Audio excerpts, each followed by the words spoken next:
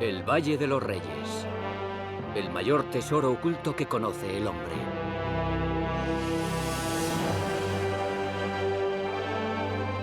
Durante miles de años, su historia ha permanecido oculta en el árido desierto de Egipto. Hasta ahora. Usando innovadores gráficos de ordenador, nos sumergiremos bajo la superficie del valle. Lo exploraremos como nunca antes se había hecho, descubriendo la historia secreta de las tumbas reales. El Valle de los Reyes es donde están enterrados los más grandes de Egipto, Seti I, Ramsés el Grande, Tutmosis III, donde están los peces gordos. Pero no es solo la historia de los faraones. También es la historia de los que construyeron las tumbas. Una historia de muerte y robo, destrucción y descubrimiento. Es un mundo misterioso, es un mundo de tesoros y causa una impresión extraordinaria.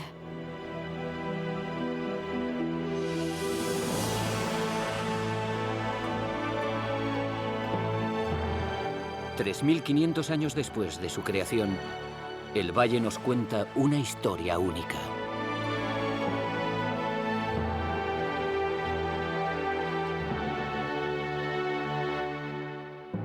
Viaje al Valle de los Reyes.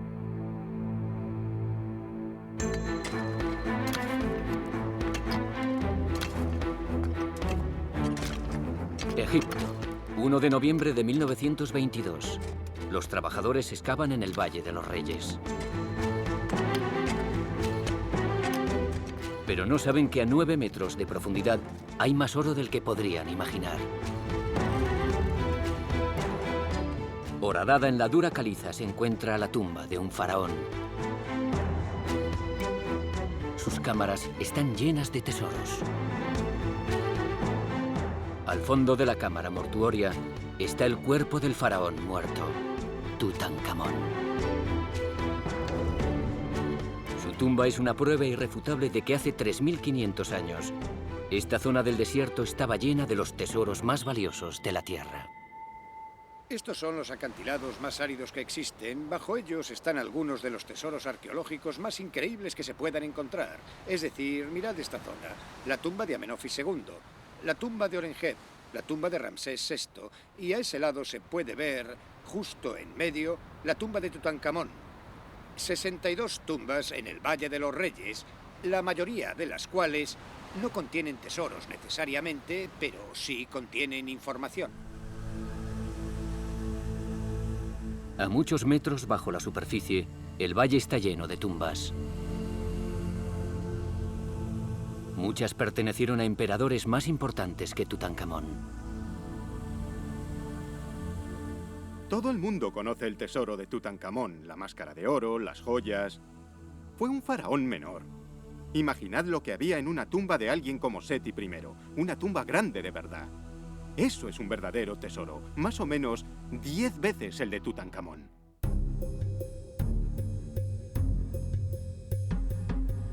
Pero a pesar de sus increíbles tesoros, la tumba solo tenía un propósito: asegurar que el faraón llegase con éxito al más allá. El propósito no era entretener, no es un museo de arte. Es una construcción muy seria, diseñada para asegurar que el faraón fallecido pasase de esta vida a la siguiente y ocupase su lugar con los dioses. Cuando se moría, lo momificaban en su ataúd con la máscara dorada y, gracias a un proceso mágico, volvería a la vida de nuevo. Y era en la tumba, ayudado por los hechizos, los encantamientos y las oraciones, donde este hecho extraordinario tenía lugar. La tumba era casi más importante que el palacio. Ocupaban el palacio durante la vida. La tumba era para siempre. Por eso invertían tanto en su construcción. Eran cosas caras, pero era la inversión más importante que hacían. Era para la eternidad. El Valle de los Reyes está en el mismo corazón del antiguo Egipto, en la orilla oeste del Nilo. A casi 5 kilómetros en la orilla este está la ciudad de Tebas.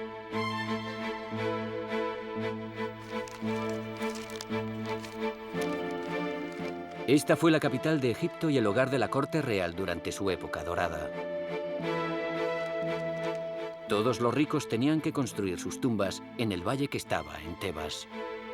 Era el centro del mundo conocido. Inmensamente sofisticado, inmensamente rico. La riqueza acumulada en esta ciudad era tan grande como la de todo el resto de Egipto. Pero en 1279 a.C., el dolor llegó a la ciudad. El faraón Seti I había muerto. Fue uno de los gobernantes más populares que había conocido la ciudad. Su momificación podía comenzar. Los egipcios momificaban el cuerpo porque creían en la resurrección. Ellos creían que el faraón literalmente se levantaría e iría al otro mundo. Tenían que preservar el cuerpo, lo necesitaría. Según los textos antiguos, la momificación debía durar exactamente 70 días. Era un proceso complicado y desagradable. La clave de la momificación era deshidratar el cuerpo. Te deshaces de la humedad y el cuerpo se preserva. Una de las cosas que tenían que hacer era sacar los órganos internos porque estaban muy húmedos, y lo hacían con un cuchillo de cristal volcánico, porque su filo es como el de un escalpelo. Pero mientras lo preparaban cuidadosamente para la otra vida, los momificadores reales no tenían ni idea de lo turbulentos que serían los años venideros para su faraón muerto.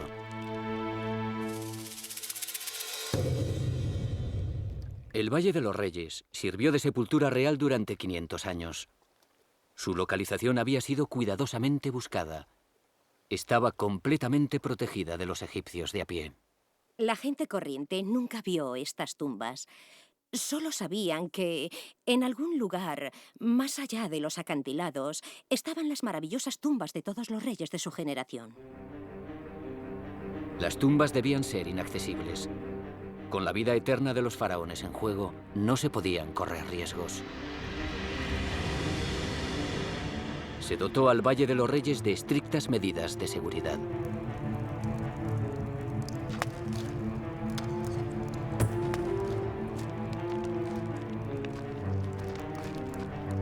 Apostada en las colinas sobre la necrópolis, había una unidad de guardas.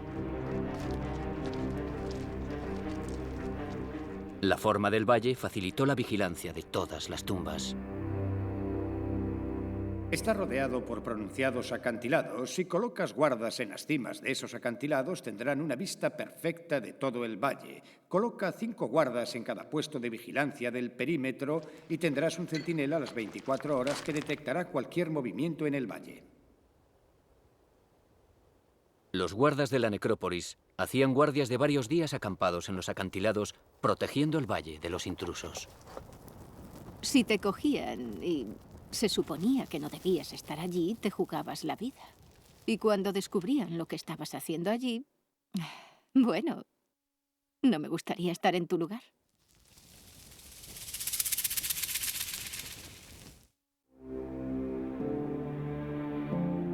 A las afueras del Valle de los Reyes está el pueblo de Deir el Medina, el hogar de los hombres que construyeron las tumbas reales.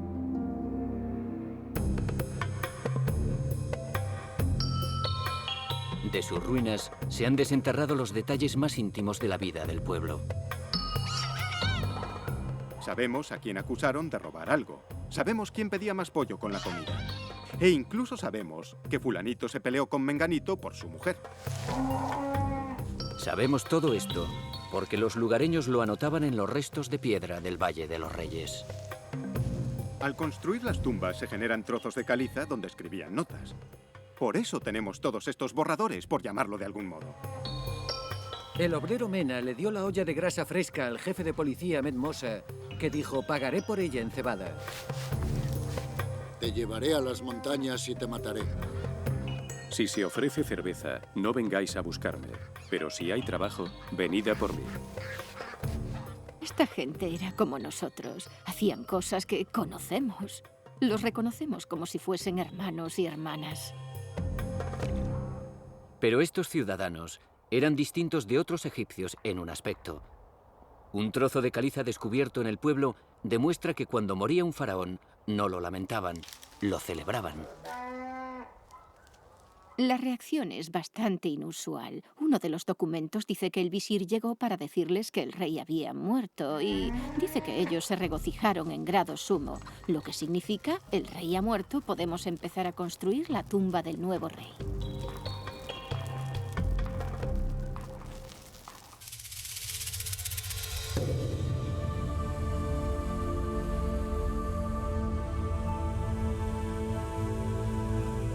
Tras la muerte de Seti, destripar y momificar su cuerpo llevaría 70 días. Pero el trabajo en su tumba había comenzado 15 años antes, cuando llegó al trono.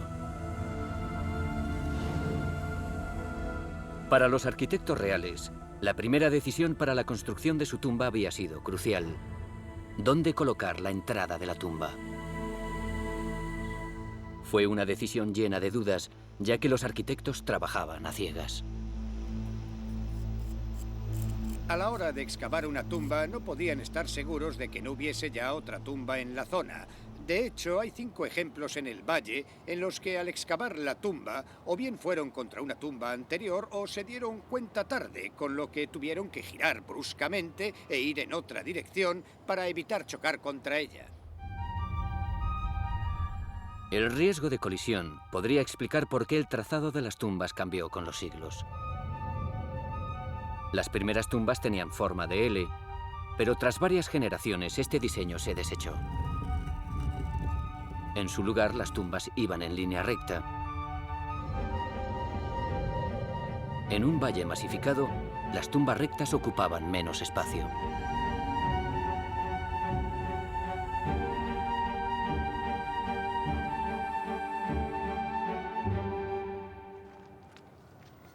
Para los hombres que excavaban las tumbas, la semana empezaba con el reparto de herramientas.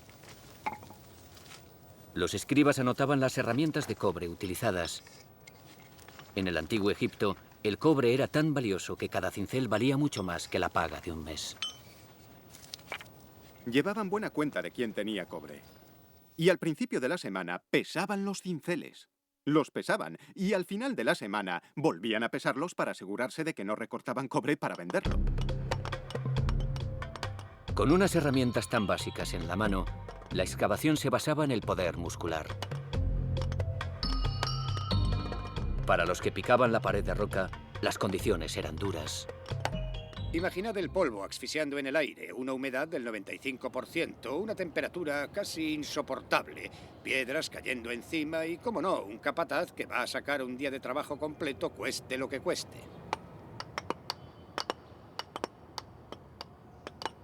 Trabajar bajo el resplandor del sol egipcio era muy duro, pero a los hombres se les hacía incluso más duro trabajar sin luz solar.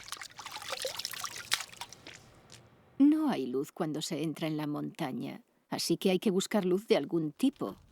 Y lo que tenían eran lámparas de aceite. Usaban un cuenco con aceite, una mecha de hilo y echaban sal en él para evitar el humo.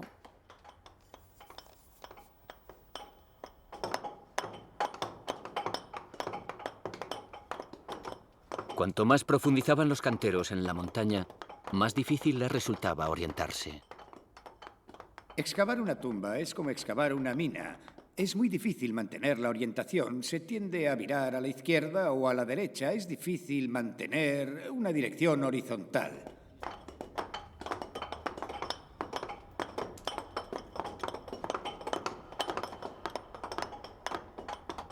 Los egipcios disponían de un equipo de inspección, pero era muy simple. Tenían una escuadra de carpintero, una plomada, un trozo de cordel para medir el largo y... básicamente eso era todo. Con un equipamiento tan simple, la precisión que lograban era extraordinaria. Un antiguo plano nos muestra lo precisa que podía ser la excavación de las cámaras.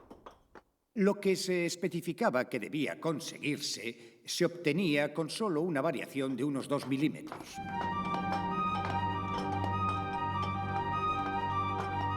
A medida que progresaba la excavación, los obreros debían estar alerta sobre el tipo de roca que excavaban. Muchos de ellos debieron de sufrir lo impredecible que la geología del valle podía ser. Una de las dificultades era el no saber qué había por delante. Se empieza fuera de la roca, lo que parece un trabajo perfecto, pero en unos pocos metros aparece el desastre. Solo la capa superior del valle, la caliza, es buena para la construcción de tumbas. Lo peor para los canteros era toparse con la suave y frágil capa de esquisto. Si llegaban demasiado lejos, debían abandonar la obra. Décadas de trabajo perdidas.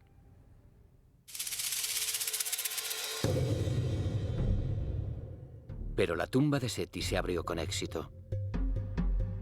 Como cualquier otra tumba del valle, tenía 4 rasgos característicos. Un pasillo en la roca. Un profundo foso de protección. Almacenes para los tesoros reales. Y lo más importante de todo, la cámara mortuoria del faraón.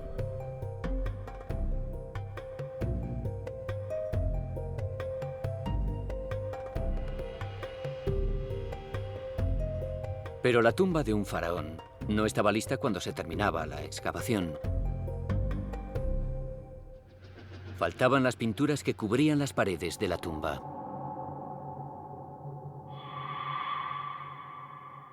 En el antiguo Egipto no existía el arte por el arte. Los trabajadores del Valle de los Reyes no solo producían bonitas pinturas, proporcionaban los medios para que el rey volviese a la vida de nuevo. Los textos y escenas de las paredes eran hechizos mágicos para ayudar al rey muerto en su camino a la otra vida.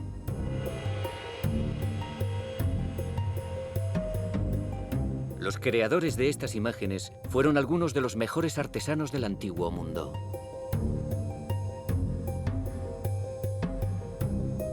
Su trabajo en la tumba podía durar años. Pero tras la muerte de Seti, los artesanos se vieron acuciados en su trabajo. Solo tenían 70 días para terminar antes del entierro. Una vez pasados los 70 días, se acabó. Se celebraba el funeral y la tumba tenía que cerrarse para siempre. Los primeros dibujantes hacían un diseño tosco de lo que se iba a incluir, indicando los jeroglíficos, los dibujos y su posición. Más tarde, sus superiores corregían con tinta negra esas figuras, dándoles las proporciones precisas y el tamaño adecuado, asegurándose de que el trazo era estéticamente agradable. También comprobaba los errores de escritura y las omisiones. Aquí, según parece, al primer escriba que trabajaba con tinta roja se le olvidó una columna de texto. El siguiente escriba tuvo que mover estas figuras a la derecha y añadir lo que el escriba anterior había olvidado. Esto era muy importante no solamente por la apariencia estética, sino porque estos eran los textos diseñados para asegurar que el faraón viajase seguro de esta vida a la siguiente. Un error de escritura y le habrían dado el destino equivocado, a saber dónde acabaría.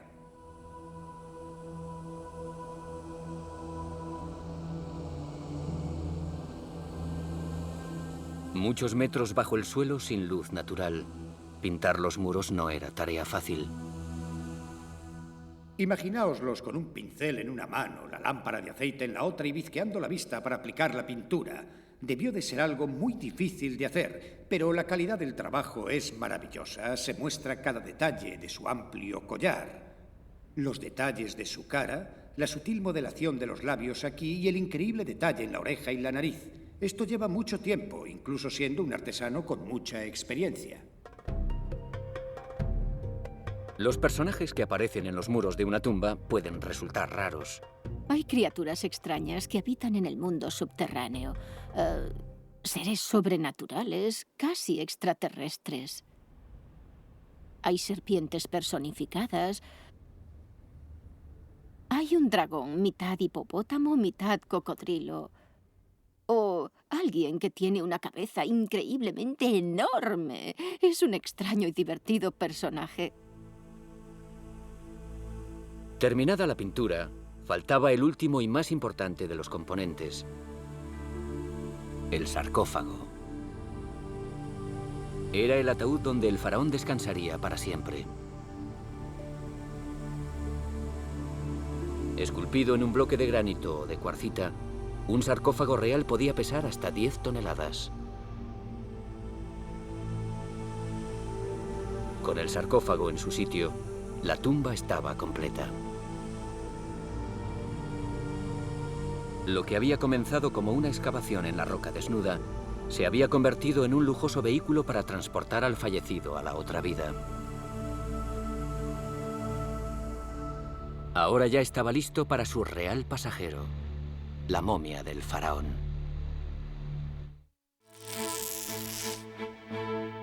El cuerpo del faraón Seti I está casi listo para su viaje a la otra vida.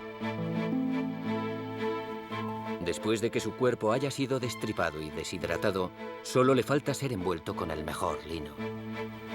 Tardaban días y días en envolverlo. En el envoltorio de las momias ponían varios amuletos en lugares muy específicos. Para los egipcios, los amuletos tenían poderes mágicos. La cruz egipcia era uno de los más importantes. Garantizaría la vida eterna de Seti. Originariamente se colocaban más de 150 amuletos entre las vendas. Había unos escalones de piedra para poder llegar hasta el cielo. Había un pequeñísimo reposacabezas para que la cabeza del rey siempre estuviese erguida. Increíblemente, más de 3000 años después de su muerte, el cuerpo momificado de Seti sigue con nosotros. Se descubrió a finales del siglo XIX y está expuesto en el Museo de El Cairo. En cierto sentido, la momia ha engañado a la muerte. Bueno, lo hicieron los embalsamadores, querían darle la inmortalidad y lo lograron. Esto es lo mejor en momificación. Es la máxima expresión del embalsamamiento.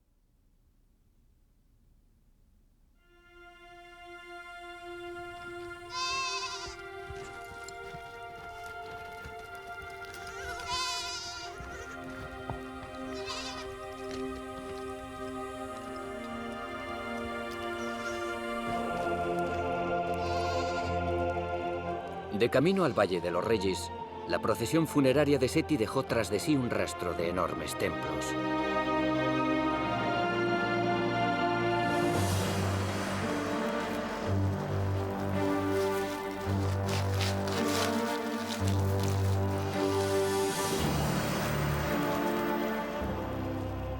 La procesión por el funeral del rey debió de haber sido un acontecimiento increíble.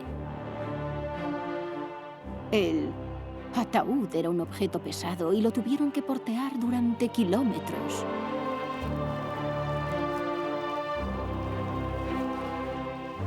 También llevarían arcas de maderas nobles, estatuas de oro, objetos rituales que acompañaban al rey a su destino final.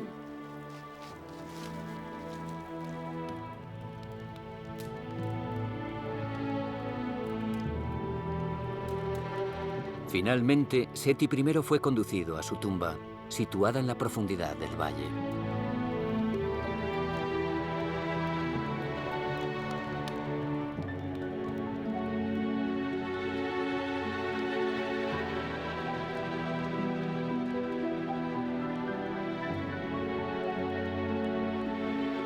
Los objetos enterrados con el faraón muerto podrían ayudarlo en la otra vida, y Seti I iba bien pertrechado.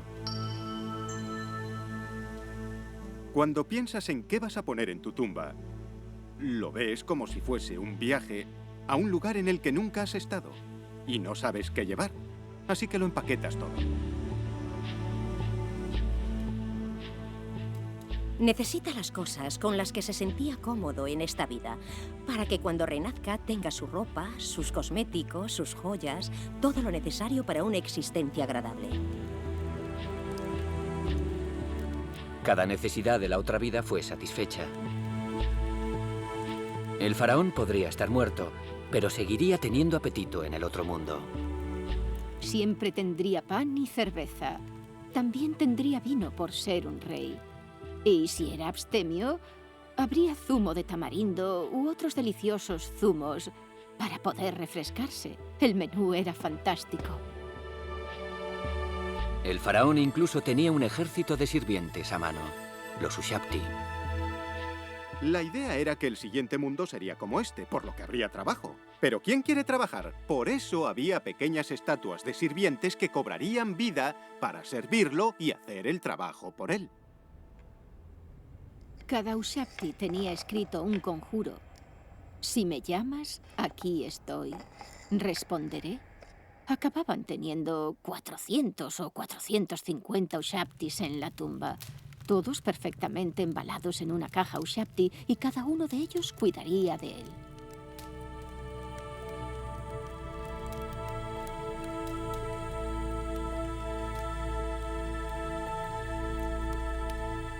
Por último se sellaba el sarcófago.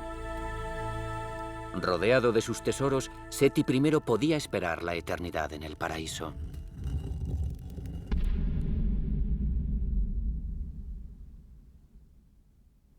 Pero cuando se descubrió su momia 3000 años después, no había rastro de ese tesoro. Las radiografías revelan que todo lo que queda de su vasta fortuna es un amuleto de oro colocado entre sus vendas.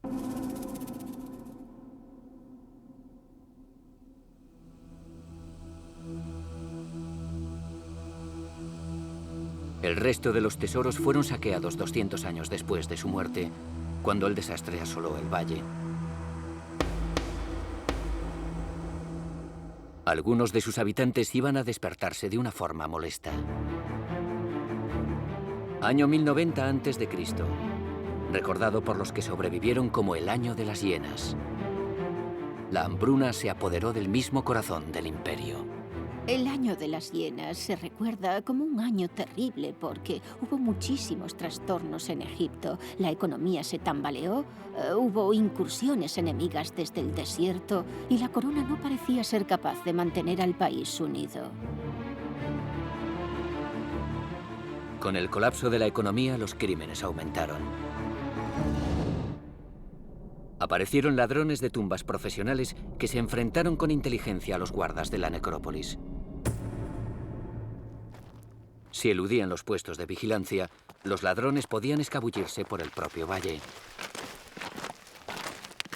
En la banda solía haber un hombre que conocía el interior del valle, un habitante de Deir el Medina.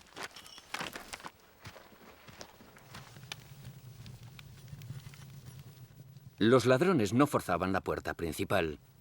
El sello real roto sería perceptible en la siguiente inspección. En su lugar, entraban en las tumbas desde arriba.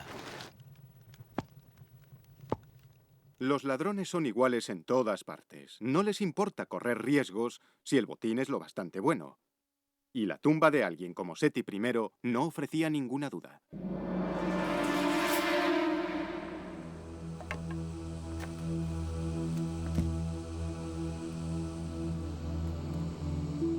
Al asaltar una tumba, los ladrones rompían la puerta de la otra vida. Podía resultar sobrecogedor. No sabes dónde estás. Está completamente oscuro y tienes miedo, estás aterrorizado. Estás en presencia de un rey muerto. En la tumba tienes no solo un cuerpo que está en descomposición, sino toda la comida que se ha podrido. Puede haber animales que se han colado y han muerto. O sea, huele a la fetidez de la muerte. En la profundidad de la tumba, los intrusos se toparían con los guardianes de la cámara mortuoria.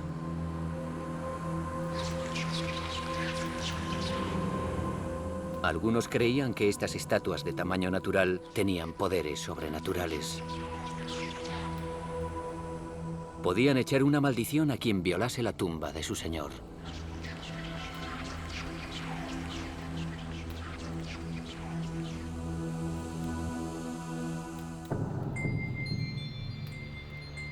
Ya en la cámara real, los ladrones encuentran lo que buscan.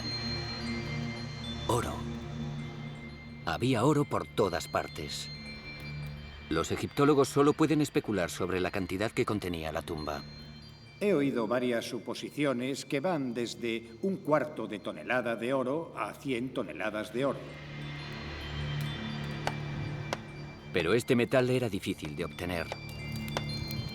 Mucho estaba incrustado en objetos de madera, y la mayor parte estaba dentro del pesado sarcófago del rey.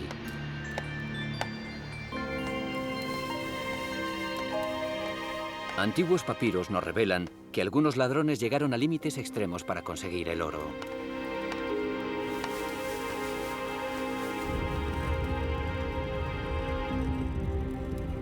Incendiaron la tumba.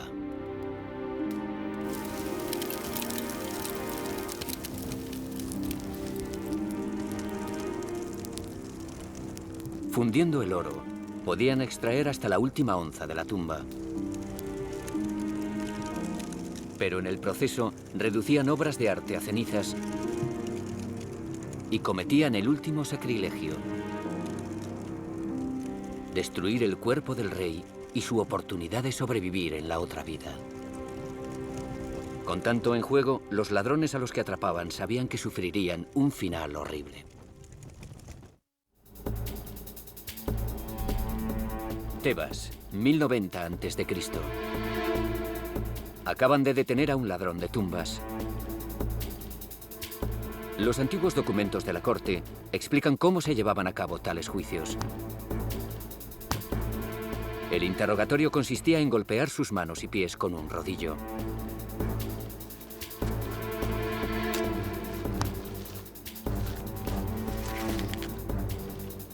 El delito era considerado tan importante que incluso asistía el faraón.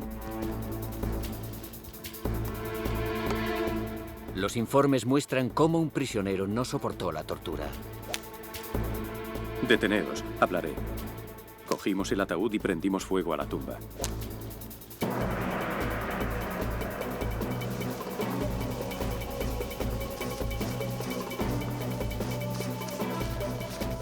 Si lo encontraban culpable, debía morir. Y el modo de morir era el empalamiento. Es una forma lenta y horrible de matar a un prisionero.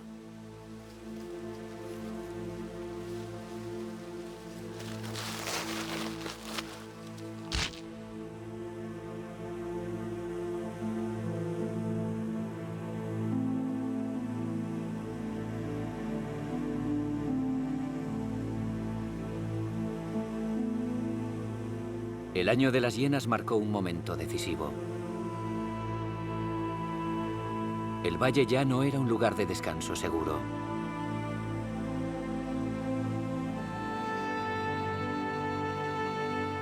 Volviendo la espalda a 500 años de tradición, los faraones abandonaron el Valle de los Reyes.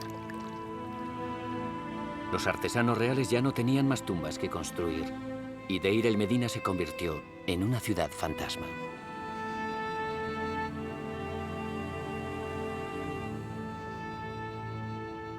Los sacerdotes vinieron al valle para abrir las tumbas reales que encontraron.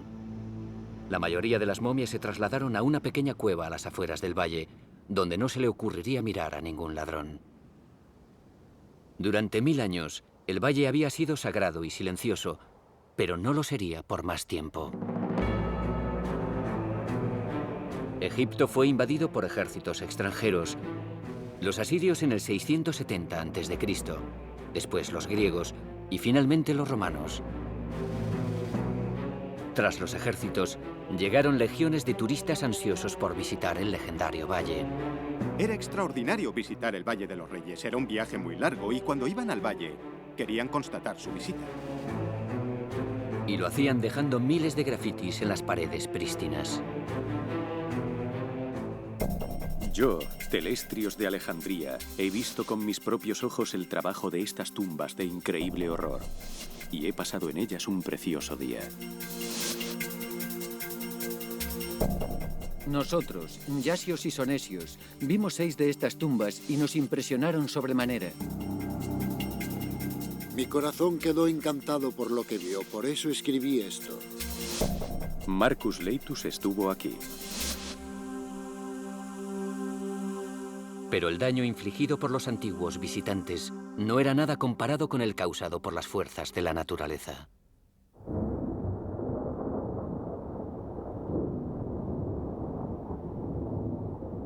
Una vez cada 200 años tenía lugar un temporal de lluvia torrencial sobre el valle que arrasaba cientos de miles de toneladas de escombros, causando un gran daño en las tumbas. El agua corría por el valle, haciendo caer rocas. Todo se inundaba. Imaginaos el efecto causado por miles de litros de agua recorriendo los pasillos, arrancando las pinturas de decoración, arrasando las reliquias talladas e inundando la tumba casi hasta arriba.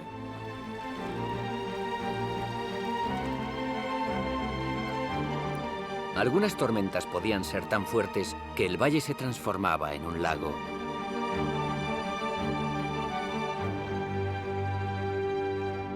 En los siguientes 2000 años, muchas tumbas quedaron ocultas bajo los escombros de las inundaciones. Pero todo esto cambió a principios del siglo XIX. En solo 10 meses, un hombre descubrió 8 tumbas.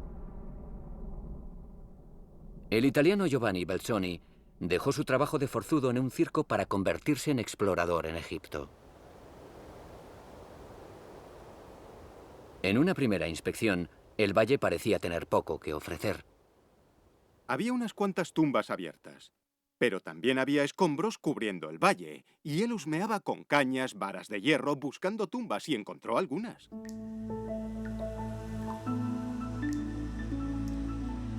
...16 de octubre de 1817. Belzoni hace un hallazgo increíble. La tumba de Seti I, que había sido enterrado 3000 años antes.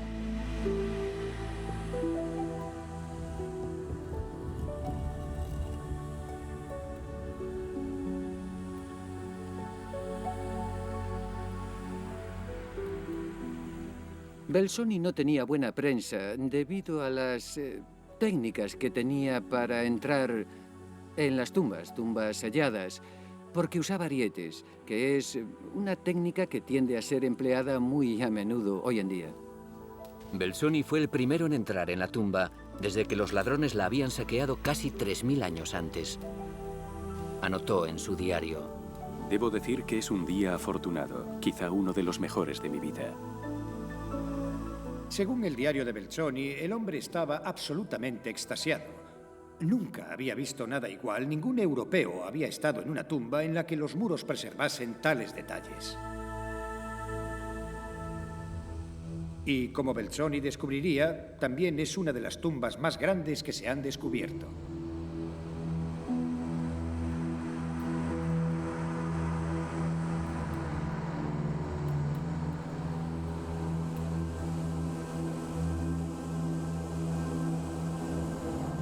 La tumba de Seti se extendía más de 100 metros en roca maciza.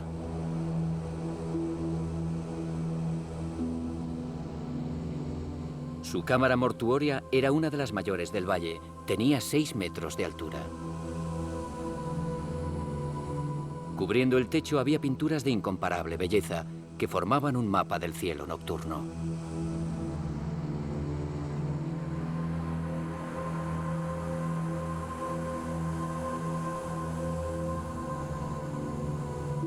Los antiguos ladrones la habían despojado de todo su oro y objetos preciosos. Pero dejaron algo atrás. Cientos de figuras Ushapti que no tenían valor en el mercado negro del antiguo Egipto. 3000 años después, Belzoni sabía que valdrían una fortuna en el mercado de antigüedades europeo. Su hallazgo desencadenó la fiebre del oro en el valle.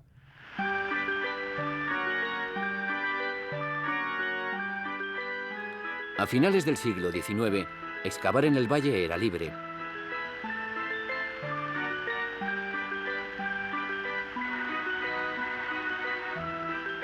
Los coleccionistas ricos ansiaban los objetos sagrados mortuorios para impresionar a sus amigos. Fue una época vertiginosa, pero destructiva. Era saqueo a gran escala. Lo que encontraban se lo llevaban, fuese lo que fuese. Pero los cazatesoros no habían encontrado la mejor pieza del valle, la tumba de Tutankamón. Todo eso estaba a punto de cambiar. En 1922, el arqueólogo inglés Howard Carter tenía una obsesión. Tras años de búsqueda en el Valle de los Reyes, estaba convencido de que todavía quedaba una tumba por descubrir. Pero durante 7 años, Carter había descubierto muy poco. A su mecenas, Lord Carnarvon, se le estaban agotando la paciencia y el dinero. Carnarvon dijo, es todo, no la hemos encontrado, se acabó. Pero Carter solo quería una temporada más. Había un pequeño triángulo que no había sido excavado en el valle. Era su última esperanza.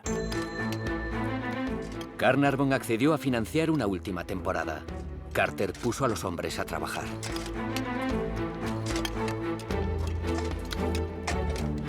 En unos días desenterraron un escalón, seguido de 15 más.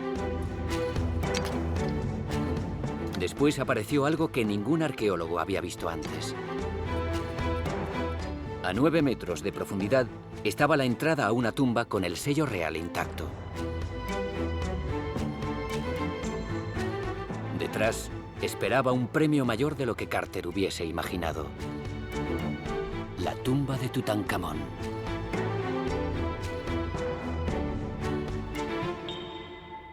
Había permanecido oculta tanto tiempo por una simple razón.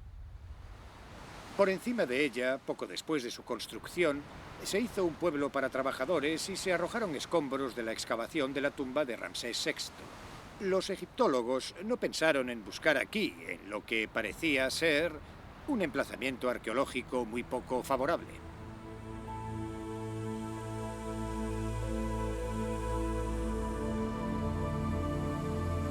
La tumba de Tutankamón contenía 5.000 tesoros de un valor incalculable. Solo su ataúd de oro macizo pesaba casi 114 kilos.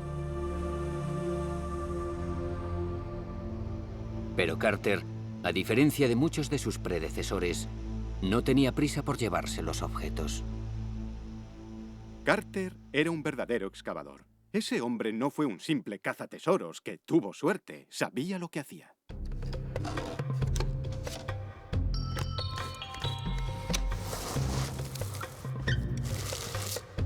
Howard Carter hizo lo que ningún otro arqueólogo había hecho en el valle.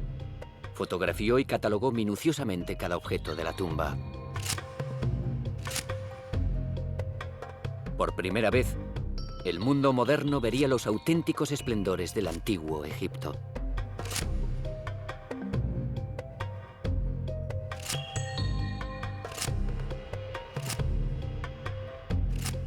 Los tesoros se trasladaron al Museo de El Cairo, donde todavía permanecen hoy en día.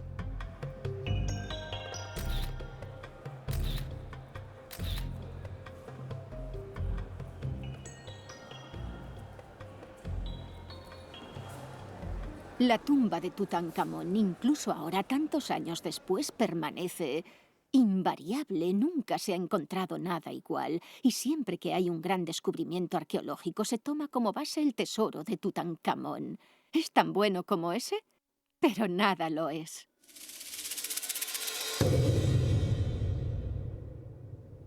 No se encontraron tumbas nuevas desde la de Tutankamón.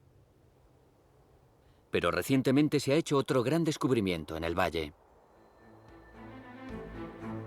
En 1995 se estaba limpiando de escombros lo que parecía una tumba menor conocida como KV5.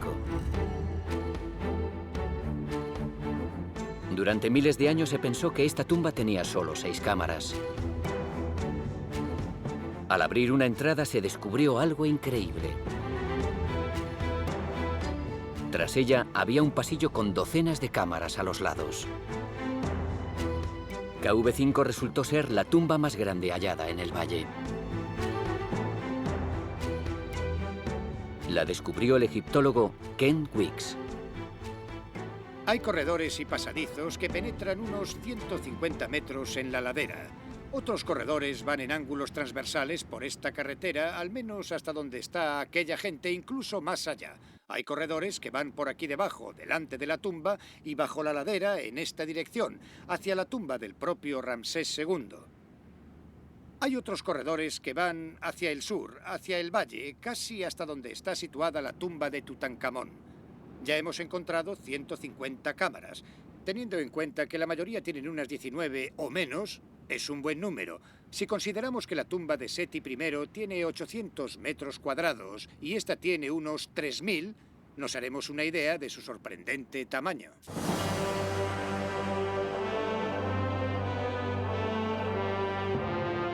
El futuro del valle es incierto, pero la posibilidad de nuevos descubrimientos continúa atrayendo a los expertos. Nadie sabe qué tesoros quedan todavía bajo la roca. Muchos pensaban que el Valle de los Reyes estaba acabado. Belzoni dijo, ya está, lo encontré todo. Y entonces llegó Carter y encontró a Tutankamón. Después llegó Ken Weeks y encontró la KV-5. El Valle de los Reyes aún no está vacío. No creo que ningún lugar de Egipto esté completamente vacío. Cada vez que miras una ladera en el Valle de los Reyes, siempre cabe la posibilidad de que haya algo. Hay más secretos en el valle que aparecerán con las siguientes generaciones.